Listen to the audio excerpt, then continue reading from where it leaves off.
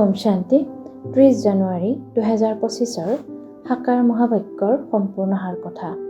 মৰমৰ সন্তানসকল, এই পুৰণি সৃষ্টিত একো সাৰ নাই, সেইবাবে তোমালোকে ইয়াৰ প্ৰতি অন্তৰৰ আকৰ্ষণ ৰাখিব নালাগে। পিতাৰ স্মৃতি পাহৰিলে শাস্তি খাব লাগিব। প্ৰশ্ন: পিতাৰ মুখ্য নিৰ্দেশনা কোনটো? তাৰ উলংঘন কিয় হয়? উত্তৰ: পিতাৰ নিৰ্দেশনা হ'ল কাৰো পৰা সেৱা নল'বা, কিয়নো তোমালোক নিজেই সেৱক। কিন্তু দেহ অভিমানৰ কাৰণে পিতাৰ এই নিৰ্দেশনা উলংঘন কৰে।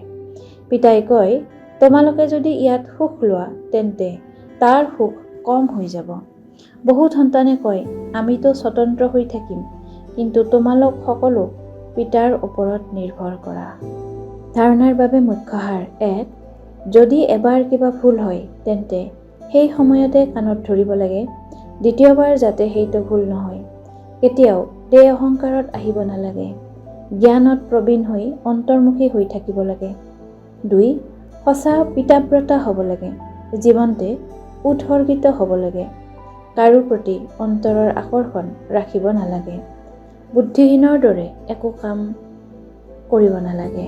বৰদান: বিচ্ছেদক সদাকালৰ বাবে বিদায় দিওঁতা স্নেহী স্বৰূপ হোৱা। স্নেহীৰ যি পচন্দ সেয়া স্নেহ কৰোতাজনৰো পচন্দ হওক। এয়াই স্নেহৰ ৰূপ।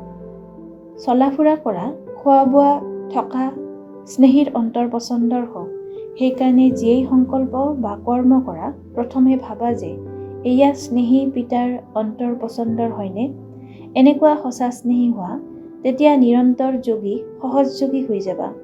যদি স্নেহী স্বৰূপক সমান স্বৰূপলৈ পৰিৱৰ্তন কৰি দিয়া, তেতিয়া অমৰ ভৱৰ বৰদান প্ৰাপ্ত হৈ যাব আৰু বিচ্ছেদে সদাকালৰ বাবে বিদায় লৈ ল'ব। শ্লোগান: স্বভাৱ সৰল আৰু পুৰুষাৰ্থ মনোযোগী কৰি তোলা।